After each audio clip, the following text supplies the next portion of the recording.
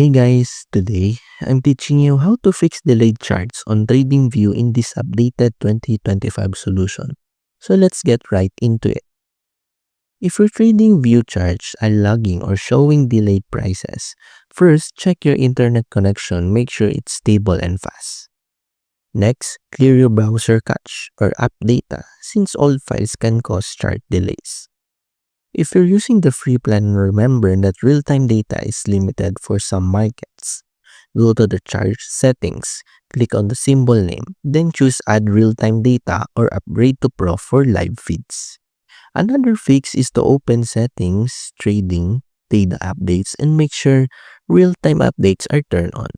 If you're using indicators or scripts that refresh too often, remove the unnecessary ones since they can slow your chart.